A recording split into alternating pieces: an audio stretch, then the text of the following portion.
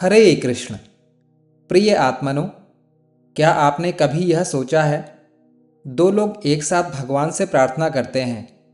एक व्यक्ति करोड़पति बनने की प्रार्थना करता है, दूसरा केवल अपने बीमार बच्चे के बच जाने की। क्या भगवान दोनों की प्रार्थना एक साथ सुनते हैं, या क्या भगवान पहले किसी एक की सुनते हैं? अगर सुनते हैं तो किसकी? और सबसे बड़ा प्रश्न, क्या भगवान प्रार्थना के शब्द सुनते हैं या हृदय की आवाज़? शायद आपको यह जानकर आश्चर्य होगा कि शास्त्रों में इस प्रश्न का उत्तर केवल हाँ या नहीं में नहीं दिया गया, बल्कि बताया गया है कि कुछ प्रार्थनाएं ऐसी होती हैं जो भगवान तक पहुंचती ही नहीं, और कुछ ऐसी जिन्हें भगवान बिना मांगे भी स्वीकार कर लेते हैं। इसीलिए कभी कभी कोई व्यक्ति वर्षों तक पूजा करता रहता है, फिर भी उसे लगता है कि उसकी प्रार्थना अनसुनी रह गई, जबकि कोई दूसरा, जिसने शायद बहुत कम पूजा की हो, ऐसा अनुभव करता है मानो भगवान हर कदम पर उसके साथ चल रहे हों। तो क्या भगवान पक्षपात करते हैं? क्या वे किसी को अधिक प्रेम करते हैं और किसी को कम? या फिर प्रार्थना का भी कोई नियम है जिसे हम समझ ही नहीं पाए? महापुरुष कहते हैं, भगवान तक पहुंचने के लिए सबसे ऊंची आवाज़ की आवश्यकता नहीं होती, आवश्यकता होती है सबसे सच्चे हृदय की। लेकिन सच्चा हृदय वास्तव में किसे कहते हैं? क्या केवल आंसू बहा देना ही सच्ची प्रार्थना है? क्या केवल मंत्रों का जाप ही पर्याप्त है, या फिर कुछ और भी है जो भगवान को सबसे अधिक प्रिय है? इसी प्रश्न का उत्तर हमें अनेक ग्रंथों में मिलता है। कहीं भक्त प्रहलाद की कथा में, कहीं द्रौपदी की पुकार में, कहीं गजेंद्र की करुण प्रार्थना में, और कहीं श्रीमद् भगवद गीता तथा भक्ति परंपरा की शिक्षाओं में। इन सबका सार एक ही दिशा में संकेत करता है। भगवान सबसे पहले उस प्रार्थना को सुनते हैं जिसमें केवल शब्द नहीं, समर्पण होता है। लेकिन समर्पण का अर्थ क्या है? क्या केवल जो होगा देखा जाएगा यह कह देना समर्पण है, या समर्पण उससे कहीं अधिक गहरा है? यही रहस्य आज हम विस्तार से समझेंगे। यदि भगवान केवल शब्द नहीं सुनते तो फिर वे क्या सुनते हैं? इस प्रश्न का उत्तर समझने के लिए हमें एक बात स्वीकार करनी होगी। भगवान के लिए प्रार्थना हमारी तरह कोई सूचना नहीं है। उन्हें यह बताने की आवश्यकता नहीं कि हमें क्या चाहिए। वे तो पहले से ही जानते हैं हमारे मन में कौन सी इच्छा उठ रही है। यहाँ तक कि जिस इच्छा को हमने स्वयं भी स्पष्ट रूप से नहीं पहचाना, उसे भी वे जानते हैं। तो फिर प्रार्थना का उद्देश्य भगवान को बताना नहीं, स्वयं को बदलना है। जब मनुष्य प्रार्थना करता है तो धीरे धीरे उसका अहंकार ढीला पड़ने लगता है। उसे पहली बार अनुभव होता है कि इस विशाल संसार में वह अकेला करता नहीं है। यहीं से सच्ची प्रार्थना प्रारंभ होती है। इसी सत्य को समझाने के लिए शास्त्र अनेक घटनाएं बताते हैं। सोचिए, जब गजेंद्र मगरमच्छ के मुंह में फंसा था तो उसने पहले अपनी पूरी शक्ति लगा दी, बहुत देर तक संघर्ष किया। उसे विश्वास था कि वह स्वयं बच जाएगा। लेकिन जैसे जैसे उसकी शक्ति समाप्त होती गई, वैसे वैसे उसका अहंकार भी टूटता गया। और फिर एक क्षण ऐसा आया जब उसके मुख से केवल एक पुकार निकली। वह पुकार किसी प्रदर्शन के लिए नहीं थी, उसमें कोई शर्त नहीं थी। वह केवल संपूर्ण आश्रय की पुकार थी। और उसी क्षण भगवान विष्णु गरुड़ पर आरूढ़ होकर उसकी रक्षा के लिए चले। क्या भगवान पहले उसकी आवाज़ नहीं सुन रहे थे?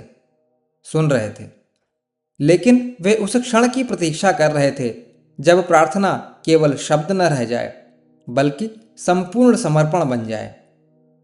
द्रौपदी की घटना भी यही सिखाती है। जब सभा में उसका अपमान हो रहा था तो पहले उसने अपने वस्त्र स्वयं संभालने का प्रयास किया, फिर इधर उधर सहायता मांगी। किंतु जब सभी आशाएं समाप्त हो गईं, तब उसने दोनों हाथ ऊपर उठाकर केवल श्री कृष्ण को पुकारा और उसी क्षण असीम कृपा प्रकट हुई। यह कथा केवल चमत्कार की नहीं, प्रार्थना के स्वरूप की है। इसका अर्थ यह बिल्कुल नहीं कि भगवान चाहते हैं पहले हम दुख सहें फिर वे सहायता करें। अर्थ केवल इतना है कि जब तक मनुष्य अपने अहंकार को ही सबसे बड़ा सहारा मानता है, तब तक उसका हृदय पूरी तरह भगवान की ओर नहीं खुलता। भगवान हमारी विवशता नहीं, हमारा विश्वास देखते हैं। वे हमारी आवाज़ की ऊंचाई नहीं, हमारे समर्पण की गहराई देखते हैं। इसीलिए कभी कभी एक गरीब किसान की छोटी सी प्रार्थना सीधे भगवान के हृदय तक पहुंच जाती है, और कभी हजारों मंत्रों का उच्चारण भी केवल शब्द बनकर रह जाता है। तो क्या इसका अर्थ यह है कि भगवान केवल दुखियों की सुनते हैं?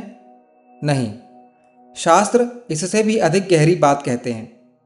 भगवान सबसे पहले उस हृदय की सुनते हैं जो उन्हें साधन नहीं, अपना सबसे निकट संबंध मानता है।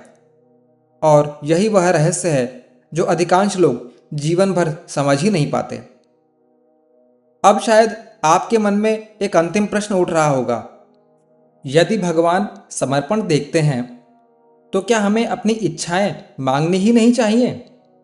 क्या भगवान से स्वास्थ्य, सुख, संतान, रोजगार या सफलता की प्रार्थना करना गलत है? नहीं, शास्त्र ऐसा कभी नहीं कहते। भगवान स्वयं कहते हैं कि जो भी प्रेम से मेरी शरण में आता है मैं उसे स्वीकार करता हूँ। लेकिन प्रार्थना का स्तर बदल सकता है। एक प्रार्थना होती है, हे प्रभु मुझे वही दो जो मैं चाहता हूँ। और दूसरी होती है, हे प्रभु मुझे वही दो जो मेरे लिए वास्तव में कल्याणकारी हो। पहली प्रार्थना हमारी इच्छा से जन्म लेती है, दूसरी विश्वास से, और यही विश्वास भक्ति की पहचान है। इसीलिए संत कहते हैं, भगवान के सामने अपनी बात अवश्य रखिए, लेकिन निर्णय उन्हें करने दीजिए, क्योंकि हम केवल आज को देखते हैं, भगवान हमारे पूरे जीवन को देखते हैं। हम केवल एक इच्छा को देखते हैं, भगवान उसके परिणाम भी देखते हैं। कई बार जिस चीज़ के लिए हम वर्षों तक प्रार्थना करते हैं, यदि वह मिल जाती तो शायद वही हमारे दुख का कारण बन जाती। और कई बार जिस बात के लिए हम भगवान को दोष देते हैं, वही आगे चलकर हमारे जीवन का सबसे बड़ा वरदान सिद्ध होती है। इसीलिए भगवान हर प्रार्थना का उत्तर देते हैं, लेकिन उनका उत्तर हमेशा हाँ नहीं होता। कभी अभी नहीं होता है, कभी इससे भी बेहतर होता है, और कभी यह तुम्हारे कल्याण में नहीं है। एक भक्त इन तीनों उत्तरों में भी भगवान की करुणा देख लेता है। तो अंत में भगवान सबसे पहले किसकी प्रार्थना सुनते हैं? उसकी, जो उन्हें केवल अपनी इच्छाएं पूरी करने का साधन नहीं मानता, बल्कि अपना सबसे निकटतम आश्रय मानता है। उसकी, जो प्रार्थना के बाद भी विश्वास नहीं खोता। उसकी, जो परिस्थिति चाहे जैसी हो भगवान का हाथ नहीं छोड़ता। और सबसे बढ़कर उसकी, जो भगवान से वस्तुएं कम भगवान को अधिक चाहता है। क्योंकि जब प्रार्थना का उद्देश्य केवल संसार नहीं, स्वयं भगवान बन जाते हैं, तब भक्त को केवल उत्तर नहीं मिलता, उसे भगवान का साथ मिल जाता है। शायद यही कारण है कि संतों ने कहा है, भगवान तक पहुंचने का सबसे छोटा मार्ग निष्कपट हृदय है।